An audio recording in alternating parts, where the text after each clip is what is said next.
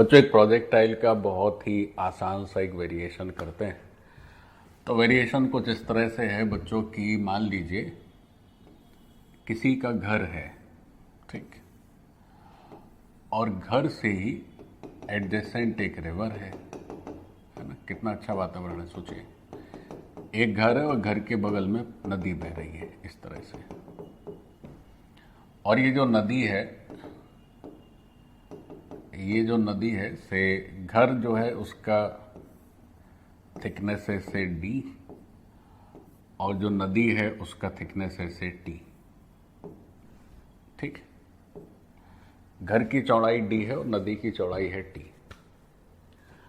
अब एक व्यक्ति क्या है, घर की छत पे खड़ा हुआ एकदम कोने में, और यहां से क्या करता है, प्रोजेक्टाइल को प्रोजेक्ट करता है। और इसकी इच्छा ये है कि ये हम जो पत्थर फेंक रहे हैं, तो यहां से पत्थर फेंकें तो नदी में गिरना चाहिए। ऐसा क्वेश्चन पूछा गया है कि से ये यहां से कोई प्रोजेक्टाइल प्रोजेक्ट करता है विद स्पीड u, और इनकी इच्छा ये है कि जब ये पत्थर फेंका जाए तो छत पे ना गिरे, ना नदी के बाहर गिरे। ये किस तरह से मोशन हो, ये नदी में गिरे, है ना। नदी में कहीं भी गिर सकता है।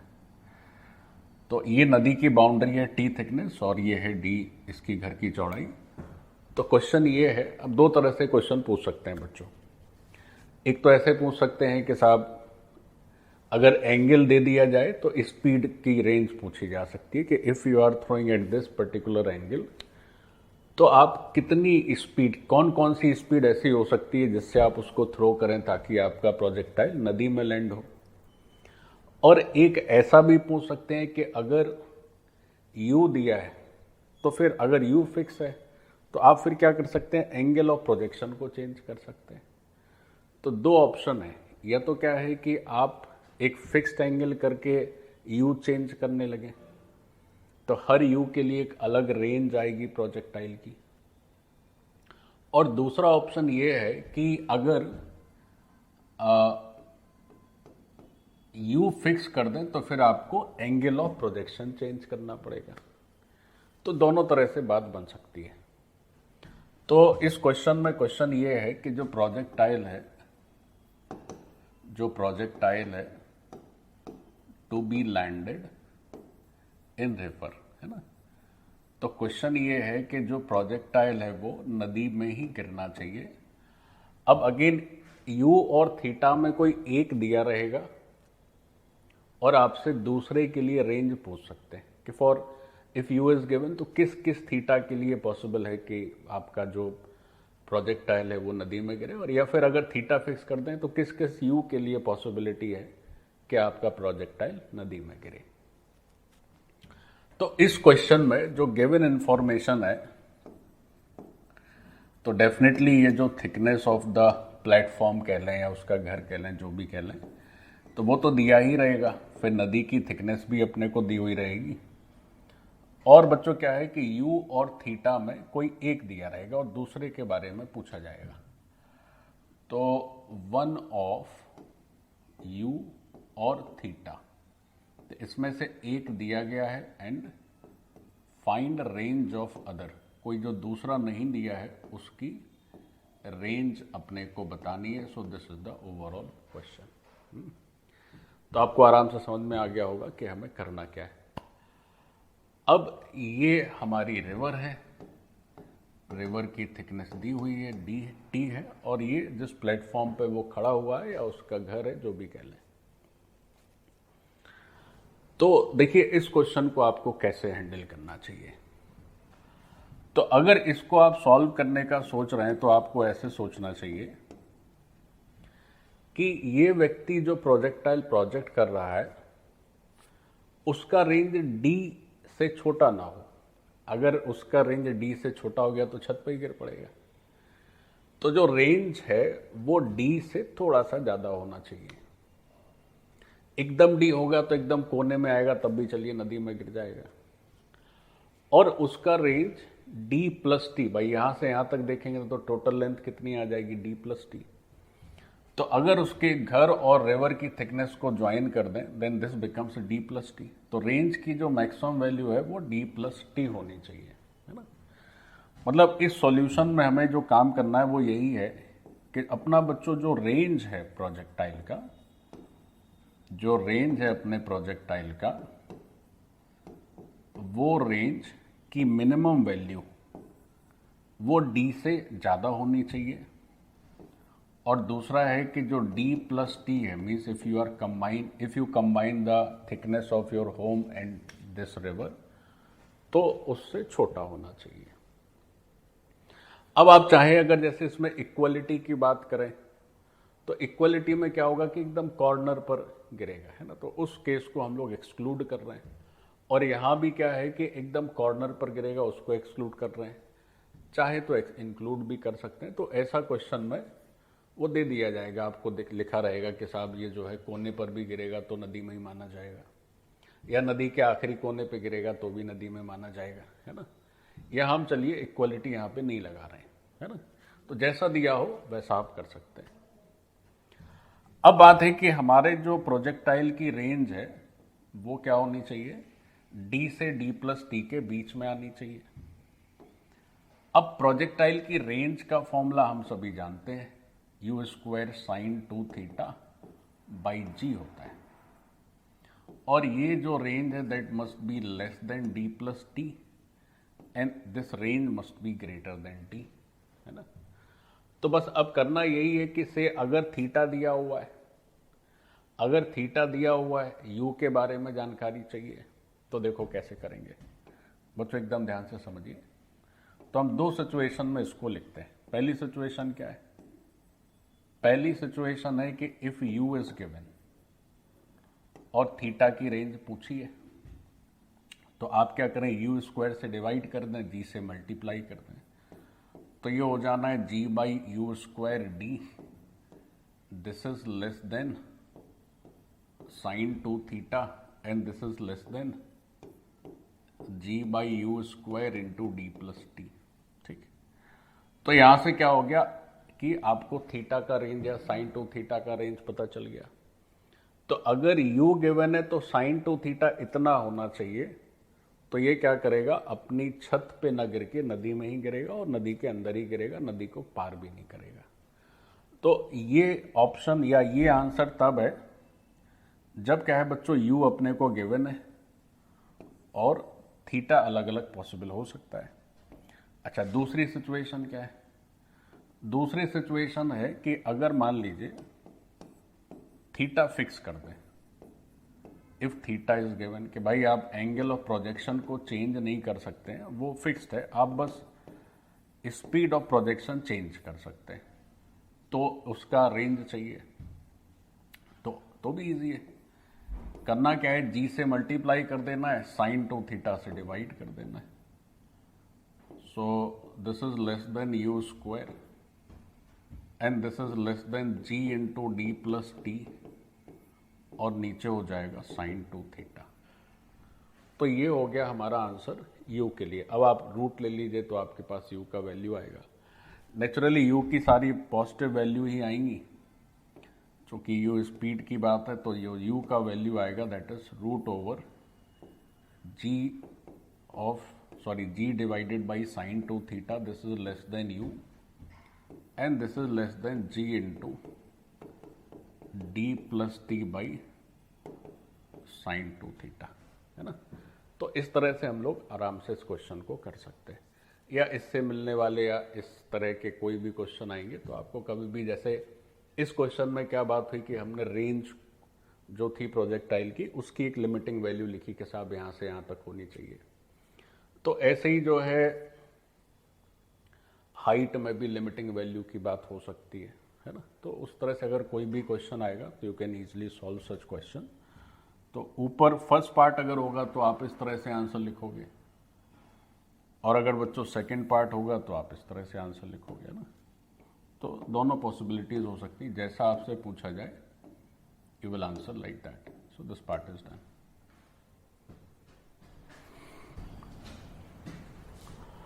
बच्चों हम लोग अब क्या करते हैं कुछ प्रोजेक्टाइल की जो ट्रेजेक्ट्री होती है उस पर बेस्ड क्वेश्चन करते हैं. So we are starting with some questions based over trajectory of projectile, है ना.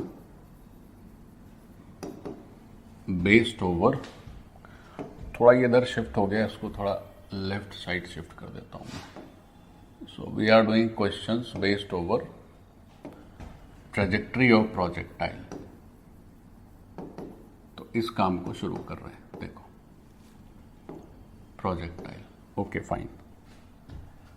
तो देखिए, जब प्रोजेक्टाइल के बेसिक्स हम लोग पढ़ते हैं तो नेचुरली उसकी जो ट्रेजेक्ट्री की इक्वेशन है वो तो पढ़ते ही है.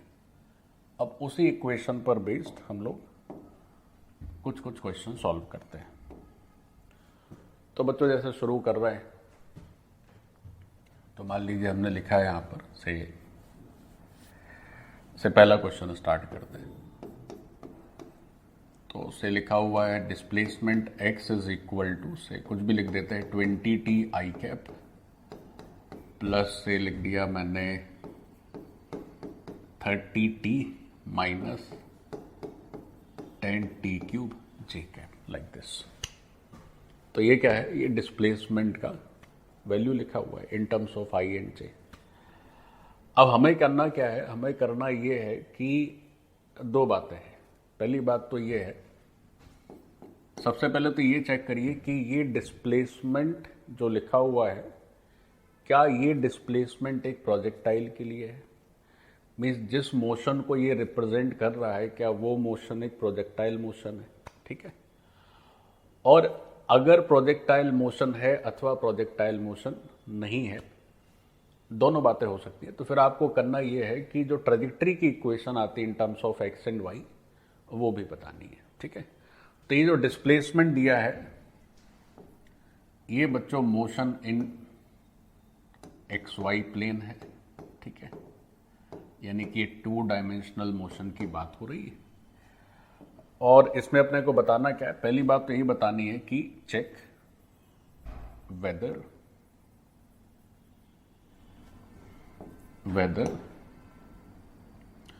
this motion, check whether this motion is projectile motion, है ना. हमें ये चेक करना है कि क्या ये मोशन प्रोजेक्टाइल मोशन है. Check whether this motion is a projectile motion. ये तो पहली बात हो गई. और दूसरी बात ये भी चेक करनी है कि get the equation of trajectory. क्या करना है, ट्रेजेक्ट्री की इक्वेशन बतानी है इन एक्स वाई प्लेन. तो बच्चों ये दो बेसिक से थॉट हैं जिनको अपने को सॉल्व करना है. तो पहला हो गया कि यही चेक कर लेना है कि ये मोशन क्या सच में प्रोजेक्टाइल है. अब प्रोजेक्टाइल हो या ना हो, जो भी हो, आपको इसके ट्रेजेक्ट्री की इक्वेशन बतानी है. So this is the whole logic. So let's begin with this question and let's solve it. अब हमें ये पहले तो ये देखना होगा कि ये जो डिस्प्लेसमेंट का एक्सप्रेशन लिखा है, क्या ये सच में प्रोजेक्टाइल मोशन है. तो अब ये प्रोजेक्टाइल मोशन है नहीं, तो उसके लिए आपको थोड़ा सा पीछे जाना होगा प्रोजेक्टाइल की पढ़ाई में और सोचना होगा कि हमने क्या प्रोजेक्टाइल में डिस्प्लेसमेंट के लिए इस तरह का कुछ देखा है. तो जवाब आएगा हाँ सर देखा तो है. तो क्या देखा है, तो सर हमने ये देखा, आपने ये सिखाया था कि प्रोजेक्टाइल मोशन में जो एक्स डायरेक्शन में डिस्प्लेसमेंट होता है that is you cos theta into T. फिर जो वाई डायरेक्शन में डिस्प्लेसमेंट होता है वो सर आपने बताया था कि u sine theta into t और minus half g t square. So this is in y direction. तो ये जो एक्सप्रेशन है दिस इज डिस्प्लेसमेंट का, ये वर्टिकल कंपोनेंट है और ये डिस्प्लेसमेंट का हॉरिजॉन्टल कंपोनेंट है. अब ये क्या है, स्टैंडर्ड डिस्प्लेसमेंट है एक प्रोजेक्टाइल के लिए. This is for a projectile motion in x y plane. अब कोई भी प्रोजेक्टाइल मोशन अगर एक्स वाई प्लेन होगा, एक्स वाई प्लेन में होगा, तो बस क्या होगा कि साहब टी चेंज होगा, टी अलग अलग करते जाएंगे तो आपको अलग अलग वैल्यूज मिलती जाएंगी। यू चेंज हो सकता है, थीटा चेंज हो सकता है। अब इस इक्वेशन में, ये भी इक्वेशन देखिए टी के टर्म में लिखी हुई है, तो ये और ये मैच करनी चाहिए, इसका जो जनरल फॉर्मेट है वैसे मैच करना चाहिए, लेकिन मैच देखो कर नहीं पा रहा है। कैसे? यहां पर जो आई का कोफिशिएंट है दैट इज 20t, तो वो तो चलो मैच कर जा रहा है, ये 20 हो गया कोई भी कांस्टेंट और ये टी हो गया, ठीक है भाई। यू और थीटा की वैल्यू के लिए 20 और टी, तो ठीक है। ये भी देखिए मैच कर जा रहा है 30 इंटू टी, ये शायद 30 होता हो तो टी हो जाएगा, बट यहां पे प्रॉब्लम हो जा रही है। झगड़े की जड़ ये पार्ट है, क्योंकि ये टी क्यूब है जबकि होना चाहिए था टी स्क्वायर, तो ये मैच नहीं हो रहा है ना। तो भाई हमारे पास जो एक्सप्रेशन एक्चुअली दिख रहा है प्रोजेक्टाइल का, उसमें जो डिस्प्लेसमेंट का वर्टिकल कंपोनेंट है, उस कंपोनेंट में जो सेकंड हाफ है वो है टी स्क्वायर का टर्म, और यहां पर आ रहा है टी क्यूब का टर्म, तो बराबरी कैसे हो जाएगी? तो बराबरी नहीं हो सकती, तो इसका मतलब ये हो गया कि ये जो प्रोजेक्टाइल मोशन तो नहीं है। तो अगर हम कंपेयर करें गिवन इक्वेशन को with the standard equation of projectile, तो लिख लीजिए साहब, कंपेयरिंग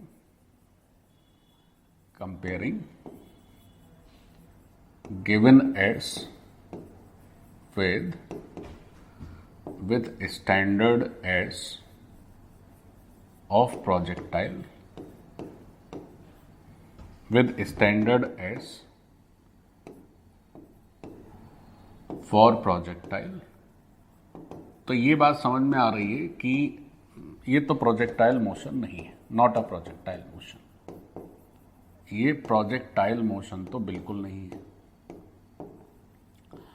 अब सब अगर ये प्रोजेक्टाइल मोशन नहीं है तो फिर क्या मतलब है, फिर क्या है? देखो ये प्रोजेक्टाइल मोशन नहीं है, तो प्रोजेक्टाइल मोशन गड़बड़ हो गया, क्योंकि उसमें टी क्यूब होना चाहिए था टी स्क्वायर, तो मान लो चौपट। अब अगर ये प्रोजेक्टाइल मोशन नहीं है तो क्या है? तो देखो क्या है, सीखो। अब कह रहे हैं कि पहले का जवाब तो हो गया कि इतना ही बताना था कि प्रोजेक्टाइल मोशन है या नहीं है। अब दूसरा पार्ट ये कह रहे हैं कि अच्छा एक काम करिए, जो भी हो उसकी ट्रेजेक्ट्री की इक्वेशन बताइए। तो ट्रेजेक्ट्री का मतलब ये होता है कि you need to get a relation between two variables x and y. तो अपने को वो ट्रेजेक्ट्री की इक्वेशन चाहिए। अब वो ट्रेजेक्ट्री की इक्वेशन के लिए क्या करना होगा? देखो बहुत ईजी है। ट्रेजेक्ट्री की इक्वेशन अब सेकेंड पार्ट को सॉल्व कर रहे हैं, so this was the first part, now we are moving on to the second part, so let's do this second part. तो जब ट्रेजेक्ट्री की इक्वेशन बताते हैं तो जो डिस्प्लेसमेंट है, horizontal displacement means s in x direction, उसको आप एक्स की तरह ट्रीट कर सकते हैं। So this x is given as 20t, है ना, ये हो गया अपना एक्स। और फिर जो डिस्प्लेसमेंट है वर्टिकल डायरेक्शन में, उससे आप y की तरह ट्रीट कर सकते हैं, means this portion is your y। So y is how much? This is 30t minus 10t cube, so this is your y। तो अपने पास x का वैल्यू हो गया 20t और y का वैल्यू हो गया 30t माइनस 10t क्यूब। अब अपने को क्या करना है कि x और y में एक रिलेशन चाहिए, है ना। इक्वेशन ऑफ ट्रेजेक्ट्री का मतलब होता है कि जिस प्लेन में पार्टिकल मूव करे, वो प्लेन जिन दो वेरिएबल में है उनके बीच का रिलेशन। जैसे अगर वाई जेड प्लेन में मूव कर रहा है तो बच्चों वाई जेड में रिलेशन चाहिए, एक्स वाई में मूव कर रहा है तो एक्स वाई में रिलेशन चाहिए, लाइक दिस। तो अब आपको करना बस इतना ही है कि ये जो एक्स का वैल्यू लिख रहे थे 20t और जो y का वैल्यू लिख रहा है आप 30t माइनस 10t क्यूब, तो यहां से जो t आ रहा है that is x by 20, you replace that t into this expression to get relation between x and y। तो यहां से रिजल्ट क्या हो जाएगा? तो y इज इक्वल टू 30 और t की जगह हो जाएगा x by 20 minus 10t cube. तो ये जो रिजल्ट आया ये x और y में रिजल्ट हो गया, तो इसी को बोलेंगे बच्चों लोकस ऑफ द पार्टिकल। अगर मैथ्स में आप देखें तो लोकस के टर्म से बोलते हैं, और अगर फिजिक्स की टर्मिनोलॉजी देखें तो आप कहेंगे ट्रेजेक्टरी ऑफ पार्टिकल, है ना, या equation of path of the particle. तो ये बच्चों हो जा रहा है ट्रेजेक्टरी ऑफ पार्टिकल, है ना। So this represents equation of trajectory of particle. So this is how you get this result. तो दोनों आंसर हो गए कि पहला तो है कि ये प्रोजेक्टाइल मोशन तो नहीं हुआ, और ये हुई इसकी ट्रेजेक्टरी की इक्वेशन। तो ये जो क्वेश्चन हमने दिया आपको, तो जानबूझ के ऐसा क्वेश्चन दिया ताकि आपकी सोच केवल प्रोजेक्टाइल तक ही लिमिटेड ना रहे, मतलब कुछ भी आ जाए तो आप उसको उस तरह से सॉल्व कर सकें। ट्रेजेक्टरी की इक्वेशन का मतलब बस इतना ही है कि आपको x और y में एक रिजल्ट चाहिए, एक इक्वेशन चाहिए, है ना। So this part is done. अब मान लीजिए क्या करें कि ये जो क्वेश्चन दिया हुआ है, अब ये क्वेश्चन हम लोग क्या करते हैं, एक्चुअली प्रोजेक्टाइल के लिए कर लेते हैं, है ना। तो प्रोजेक्टाइल के लिए बस करना ये होगा कि जो ये j का कोफिशिएंट है, इसमें जो सेकेंड पार्ट में 10 क्यूब कर दिया था, इसको 10 स्क्वायर कर देना है, तो फिर यही चीज़ प्रोजेक्टाइल के लिए वैलिड हो जाएगी। तो अगर इस तरह से आपको एस का एक्सप्रेशन दिया हुआ है, तो फिर आप प्रोजेक्टाइल में मोशन में दो ही चीज़ें होती हैं, एक तो उसका इनिशियल स्पीड, किस स्पीड से उसको प्रोजेक्ट कर रहे हैं, एक होता है एंगल ऑफ प्रोजेक्शन। तो अगर आपके पास दो चीज़ें हैं, then you can handle entire projectile motion, है ना, थीटा एंड यू, है ना, बाकी सब कुछ उसी पे टिका हुआ है। तो let's start with the question जिसमें कि एस एक्चुअल प्रोजेक्टाइल के लिए हो। तो चलो उसको भी एक बार कर लेते हैं। तो let's do this for a projectile actual. So एक क्वेश्चन मैं लिखता हूं जो कि प्रोजेक्टाइल के लिए होगा। तो लेट्स से डिस्प्लेसमेंट दिया हुआ है, से 20t i cap plus 30t minus 10t square j cap, ऐसे लिख रहा है। अब क्वेश्चन क्या है, अब जैसे क्वेश्चन दो तीन कर लेते हैं। इसमें फर्स्ट पार्ट हो गया कि check whether it is a projectile और नॉट। तो फर्स्ट पार्ट हो गया चेक वेदर प्रोजेक्टाइल मोशन और नॉट। सबसे पहले चेक करना है अपने को कि ये एक प्रोजेक्टाइल मोशन है अथवा नहीं। चेक वेदर प्रोजेक्टाइल मोशन और not. So this is the first part. फिर सेकेंड पार्ट ये हो सकता है कि इक्वेशन ऑफ ट्रेजेक्टरी बता दीजिए साहब। अच्छा, कई बार ऐसा भी हो सकता है कि जैसे जो इक्वेशन ऑफ ट्रेजेक्टरी का जो जनरल फॉर्मूला होता है एक्स वाई में, वो दिया और उसको यूज करके फिर चीजें पूछी जाएं, तो वो भी एक क्वेश्चन उस तरह से भी कर लेंगे। So the second part is equation of trajectory that we need to figure out, and third and the last part is say कि get u and theta, है ना। चूंकि हमें पता ही है ये प्रोजेक्टाइल है, तो मैं डायरेक्टली प्रोजेक्टाइल के लिए लिख देता हूं। आपको u और थीटा भी बताना होगा इस प्रोजेक्टाइल मोशन के लिए। So this is the entire logic of the question. So let us see can we do this. So let's do this. तो देखो इसको कैसे कर सकते हैं, ये हम आपको सिखाते हैं। तो कैसे कर सकते हैं बच्चों, जरा गौर से सीखें। तो हमारा ये जो डिस्प्लेसमेंट है, एक बार इसको लिख लेते हैं, क्योंकि हम लोग जब स्क्रॉल करेंगे तो वो क्वेश्चन वाला पार्ट ऊपर ही रह जाएगा, तो ये हमको दिखता रहेगा कम से कम। तो यूं लिख दिया हमने, ठीक है। So this is 20t i cap plus 30t minus 10t square j cap. So this is your displacement. अब पूछ रहे हैं कि चेक करिए कि ये प्रोजेक्टाइल मोशन है या नहीं। तो प्रोजेक्टाइल मोशन के लिए, तो जब हम प्रोजेक्टाइल मोशन की बात करते हैं, तो प्रोजेक्टाइल मोशन के लिए ये एक्सप्रेशन कैसे लिखते हैं। तो हम लिखते हैं बच्चों u cos theta into t i cap, फिर हम लिखते हैं बच्चों u sine theta into t minus half g t square into j cap. तो हम इस तरह से लिखते हैं। तो प्रोजेक्टाइल मोशन के लिए डिस्प्लेसमेंट वेक्टर यूं लिखा जाता है, और फिर ये जो डिस्प्लेसमेंट वेक्टर है उसमें ये जो पार्ट हो गया that is horizontal component of displacement, और ये जो पार्ट हो गया that is vertical component of displacement. तो ये हॉरिजॉन्टल वर्टिकल कंपोनेंट हो गए। अब आप देखें कि अगर इस फॉर्म में कोई भी इक्वेशन लिखी है जिसमें आई के साथ some u cos theta into t है, तो देखो ये जो है ये आपका डिस्प्लेसमेंट का हॉरिजॉन्टल कंपोनेंट है बच्चों, और ये हमारे डिस्प्लेसमेंट का वर्टिकल कंपोनेंट है। तो एकदम परफेक्टली मैच कर रहा है। फर्स्ट टर्म में टी है, सेकंड में टी स्क्वायर है, तो बिल्कुल बढ़िया मैच कर रहा है। अब लेकिन एक यहां पर प्रॉब्लम है। क्या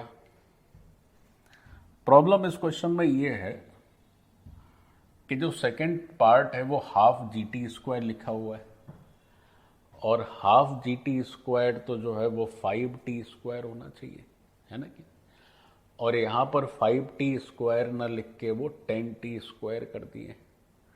तो ये एक प्रॉब्लम है। तो इससे निपटने का उपाय ये है कि हम थोड़ा क्वेश्चन को एडिट कर देते हैं, है ना।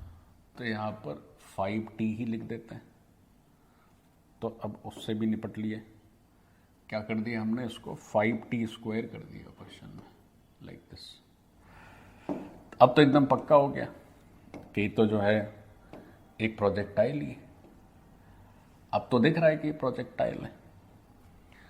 तो ये जो गिवन इक्वेशन है और ये जो स्टैंडर्ड इक्वेशन है, if you compare these to, या पहले तो एक चीज ये, फर्स्ट पार्ट का आंसर तो यहीं से हो गया। फर्स्ट पार्ट का आंसर हो गया कि given equation represents a projectile motion. So this part is over. ये जो गिवन इक्वेशन है ये एक प्रोजेक्टाइल मोशन को रिप्रेजेंट करता है, ये बात तो समझ आ गई। अब दूसरी बात देखो क्या है। अब दूसरी बात है कि आपको इसकी ट्रेजेक्टरी वगैरह ये सब बतानी है। तो ट्रेजेक्टरी आराम से बता सकते हैं। कैसे? जैसे अभी पिछले क्वेश्चन में कर रहे थे ना बच्चों, कि जो हॉरिजॉन्टल कंपोनेंट है आप उसको x की तरह ट्रीट कर लीजिए। So that is your 20t, and the vertical component of displacement you treat it as y. So y is how much? Y is 30t minus 5t square. This is your y. अब यहां से t की value यहां पर substitute कर दीजिए second part में। तो यहां से t की वैल्यू कितनी लिखोगे साहब? So you will write it as x by 20 and now you substitute this t into second y। तो यहां से जो रिजल्ट आएगा वो रिजल्ट कुछ ऐसे दिखेगा, y is equal to 30t, t is x by 20 minus 5t square, x by 20 का होल स्क्वायर। तो ये क्या हुआ? ये एक आंसर हो गया। This is the equation of trajectory for given projectile. So this part is done.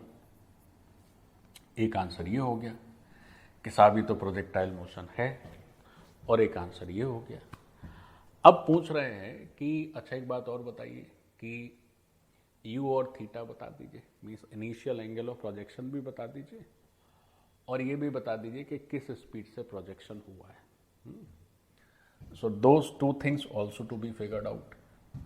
तो वो भी आसानी से कर सकते हैं। कैसे बच्चों? देखो, अब अगर थर्ड पार्ट को सॉल्व करने का प्रयास किया जाए, सो that is also equally easy. कैसे?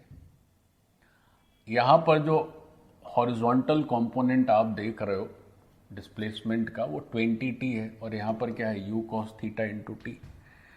तो एक बात तो ये हो गई कि जो u cos थीटा है दैट इज 20। एस एक्स में t का जो कोफिशिएंट है वो कितना है? 20। और जो एस वाई है,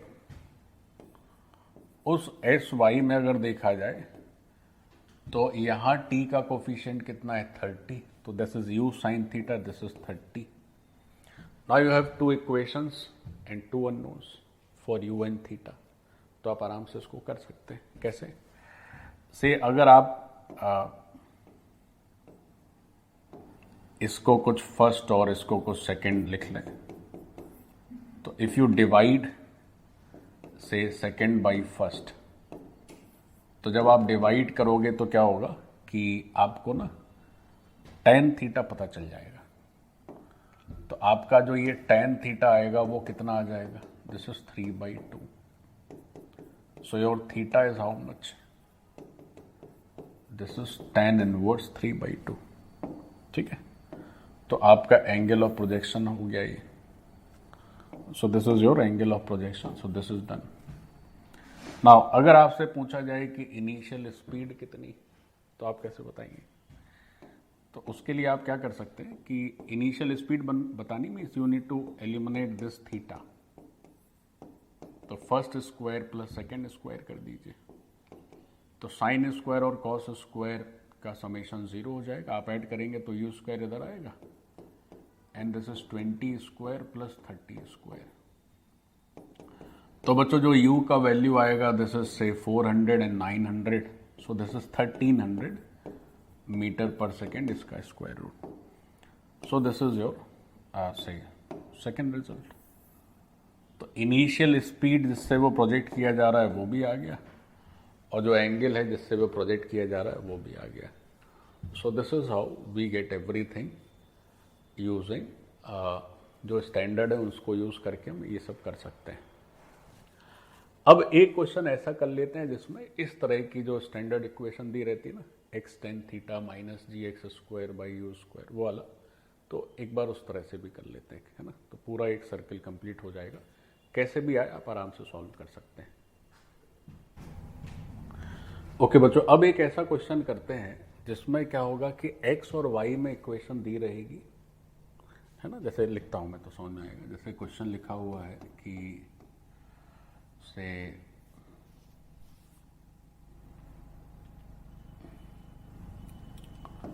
for motion in 2 dimension, for motion in 2D क्या दिया हुआ है? इक्वेशन ऑफ ट्रेजेक्ट्री दी हुई है एक। For motion in 2 dimension equation of trajectory लिखी हुई है। तो वो कुछ लिखी हुई है से y is equal to √3x minus से लिख दिया है 5x स्क्वायर। अब देखो, अभी तक क्या कर रहे थे कि डिस्प्लेसमेंट दिया था आई जे के टर्म्स में। अब क्या कर रहे हैं कि इक्वेशन ऑफ ट्रेजेक्ट्री दे दी है। तो अब ये पूछ रहे हैं कि अच्छा एक बात बताओ कि अगर इक्वेशन ऑफ ट्रेजेक्ट्री दी है तो पहले तो ये बताओ कि ये ट्रेजेक्ट्री की इक्वेशन क्या प्रोजेक्टाइल को बिलोंग करती है, और अगर ये प्रोजेक्टाइल को बिलोंग करती है, ये प्रोजेक्टाइल की ही ट्रेजेक्ट्री है, तो फिर उससे रिलेटेड बाकी सारी चीजें पूछी जा सकती हैं। ठीक, तो से first part of the question is check whether this equation belongs to a projectile। तो सबसे पहले चेक करिए कि क्या ये इक्वेशन एक प्रोजेक्टाइल को बिलोंग करती है, फर्स्ट पार्ट। और सेकंड पार्ट ये है कि अगर ये प्रोजेक्टाइल है, if it belongs to a projectile, if it belongs to a projectile, अगर ये प्रोजेक्टाइल है, अगर ये प्रोजेक्टाइल है, देन तब फिर कुछ भी पूछ सकते हैं, है ना। तो मान लीजिए यू और थीटा ही पूछ लिए कि यू इनिशियल स्पीड और इनिशियल जो एंगल ऑफ प्रोजेक्शन है वो बताना है, यू और थीटा बताना है। तो अब आप इस काम को कैसे हैंडल करोगे? सो लेट्स डू दिस। देखो कैसे करना है। तो बच्चों क्या है कि अब थोड़ा मामला पलट गया। पहले क्वेश्चंस में क्या करते थे कि डिस्प्लेसमेंट का दिया हुआ था आई और जे के टर्म्स में, और फिर हम लोग क्या करते थे कि ट्रेजेक्ट्री की इक्वेशन निकाल लेते। अब ट्रेजेक्ट्री की इक्वेशन दी हुई है, ठीक है। और ये जो 2D मोशन है, नेचुरली वो 2D मोशन किसमें? XY प्लेन में है, ठीक है। अगर ये YZ प्लेन में होता तो यहाँ पर एक YZ में इक्वेशन लिखी रहती, सो लाइक दैट। अब इसको सॉल्व कैसे करोगे? देखो, तो हमने पीछे पढ़ रखा है कि प्रोजेक्टाइल का जो स्टैंडर्ड इक्वेशन होता है ट्रेजेक्ट्री का वो क्या होता है ना, तो उसको लिख लेते हैं। तो स्टैंडर्ड इक्वेशन है y इज इक्वल टू से x tan theta minus half g x square by u square 1 plus tan square theta. होता है कि नहीं होता है बच्चों? तो ये जो इक्वेशन है, ये इक्वेशन क्या है? ये ट्रेजेक्ट्री है प्रोजेक्टाइल की। So this represents projectile's trajectory. This represents projectile's trajectory. ठीक। अब ये जो प्रोजेक्टाइल की ट्रेजेक्ट्री है, इस इक्वेशन को जो इंफॉर्मेशन दी है अगर उससे कंपेयर करें तो इस स्टैंडर्ड इक्वेशन का जो जनरल फॉर्मेट है वो बच्चों गिवन इक्वेशंस के फॉर्मेट से मैच कर जाए तो मान लिया जाएगा कि हाँ साहब जो इक्वेशन दी है वो भी प्रोजेक्टाइल है। सो जैसे हमने इसको लिखा फर्स्ट, और जो गिवन इक्वेशन है वो लिखी है कुछ y इज इक्वल टू से √3 into x minus 5x square, है ना। सो this is a given equation. अब देखो आपको ये नजर आ रहा होगा कि साहब जो इक्वेशन दी है वो y equal to some x and some x square second term है, तो वही पैटर्न यहाँ भी है। तो चूंकि दोनों का फॉर्मेट मैच कर रहा है तो इसका मतलब ये हुआ कि ये इक्वेशन एक प्रोजेक्टाइल को ही रिप्रेजेंट कर रही है। तो हमने ये समझा कि ये जो है वो this is a projectile. So first part is done. तो क्वेश्चन में जो फर्स्ट पार्ट पूछा गया था कि क्या ये इक्वेशन एक प्रोजेक्टाइल के लिए है, तो आप कहेंगे हाँ साहब प्रोजेक्टाइल के लिए है। तो फर्स्ट पार्ट तो लिख दिए कि जो गिवन इक्वेशन है this represents, given equation represent projectile motion. ठीक है बच्चों, तो एक हिस्सा तो ये हो गया। अब कह रहे हैं कि अगर ये प्रोजेक्टाइल मोशन है तो फिर इसका इनिशियल स्पीड और ये सब बताना है कैसे क्या होगा। तो अब ये देखो कैसे करोगे। तो देखो कैसे करना है, सेकेंड पार्ट करते हैं इसका। तो सेकेंड पार्ट में जैसे ये जो हिस्सा है y is equal to x tan theta, तो उसकी जगह पे लिखा है √3 इंटू एक्स। तो यहां से क्या होगा कि आप डायरेक्ट अगर फर्स्ट और सेकेंड को कंपेयर करेंगे तो उस कंपैरिजन से x का कोफिशिएंट यहां पर टेन थीटा है और यहां उस x का कोफिशिएंट है √3। तो if you compare these two then you get theta is equal to 60 degree. तो जो एंगल ऑफ प्रोजेक्शन है that you are getting a 60 degree. So second part का एक हिस्सा तो यहां से हो गया। अब जो दूसरा हिस्सा है वो है साहब यू बताने का। अब यू कैसे बताओ, तो देखो यू कैसे बताएंगे। तो जो सेकेंड पार्ट का दूसरा हिस्सा है यू बताने का, तो उसके लिए हमें ये करना होगा कि ये जो 5x स्क्वायर है उसको इससे कंपेयर कर देना होगा। तो जब आप कंपेयर करेंगे तो x स्क्वायर का कोफिशिएंट एक्चुअल कितना दिया हुआ है, जो हमारी स्टैंडर्ड इक्वेशन है उसमें है half g by u square और 1 प्लस टेन स्क्वायर थीटा, और जो गिवन इक्वेशन है उसमें वो दिया हुआ है 5। एक्स स्क्वायर का कोफिशिएंट कितना दिया हुआ है 5, और जो ये इक्वेशन है उसमें ये है। ठीक, तो now how can you do this. तो आप आराम से कंपेयर कर सकते हैं। कैसे बच्चों, देखो थीटा तुमको पता चली गया या टेन थीटा पता चली गया कि √3 है। तो चूंकि ये √3 है और हाफ जी है तो यहाँ से जी को अगर 10 अज्यूम कर लीजिए तो 5 हो गया half g u square and 1 plus 3 this is equal to 5। So if you solve this 5 से 5 कैंसिल हो गया, तो बच्चों यू स्क्वायर का वैल्यू हो गया 4, या आप यू का वैल्यू देखेंगे so this becomes 2 metre per second, है ना। तो ये जो आंसर का दूसरा हिस्सा है वो भी आप सॉल्व कर सकते हैं। तो ये भी आंसर हो गया, ये भी आंसर हो गया। अब बच्चों किसी भी प्रोजेक्टाइल की इनिशियल जो स्पीड है, स्पीड ऑफ प्रोजेक्शन, अगर वो पता है u और उसका एंगल ऑफ प्रोजेक्शन पता है 60 डिग्री या जो भी हो, तो आप फिर प्रोजेक्टाइल मोशन का सब कुछ बता सकते हैं। फिर इसी में रेंज पूछा जाए, मैक्सिमम हाइट पूछी जाए, है ना, या कुछ भी पूछा जाए, सब कुछ बता सकते हैं। किसी टाइम टी पर उसकी मोशन पूछी जाए कि प्रोजेक्टाइल कितने एंगल पर है, जैसे कि पीछे करते थे। तो everything depends upon these two parameters only, how we are projecting the projectile. Once ये आपके पास आ गए, फिर आप तो कुछ भी बता सकते हैं बच्चों, है ना। So done.